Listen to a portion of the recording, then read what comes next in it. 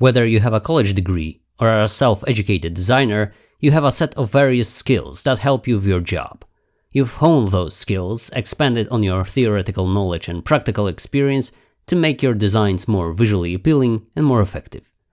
However, there is one skill that I would argue is one of the most, if not the most, valuable in our line of work, and it's one that you can't really learn from tutorials and you've most likely didn't have any classes on at the university. That skill is communication, and in the next few episodes I'll tell you what methods I use and how I had to change my approach to successfully cultivate business relationship with my clients.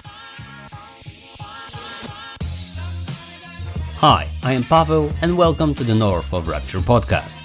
This series is all about communication with clients from a designer's perspective. Communication isn't always easy. Between clients who are non-technical, who have no idea how our industry works, through conflicts in projects to scopes that shift and grow due to misunderstandings, there's actually a lot of ground to cover. Topics like overcoming your anxiety before introductory and estimation calls, dealing with the imposter syndrome, proving you are an expert in your field and selling your ideas aren't as straightforward as they might seem. It's my goal to help you overcome some of the hurdles that you might encounter. In the next few episodes, I'll tell you how I approach certain situations, how you can improve your skills, and how to avoid common pitfalls. This won't be a set of tutorials, mind you, but more of a case study of things I learned while working for over a decade in the industry, so that you can learn from my mistakes instead of your own. I also intend to work somewhat backwards with the material. Instead of doing a long introductory episode and establishing an agenda for the series, I want to start with tips, tricks, and things you can start doing right away. Like any other skill, communication requires practice and some upkeep, if you will. Luckily, it's also one of those skills that you can work on in any situation, professional or otherwise.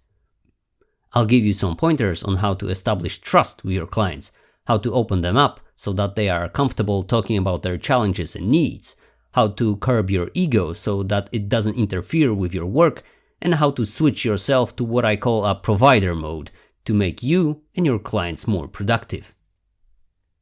I'm sure that not everything I'll be talking about will work for you. You'll most likely won't agree with my approach to certain situations, and you might roll your eyes when I'll be telling you about others, but this isn't supposed to be a strict set of rules. Rather, I want to tell you what worked for me, and perhaps you'll be able to apply some of my experiences and pointers to your everyday struggles to make them a bit easier. Every client you'll meet is an individual with their own personality, expectations, needs, and fears. There are no foolproof methods here, no solutions that work every time. What I want to equip you with is enough tools and confidence to enable you to take any situation head on.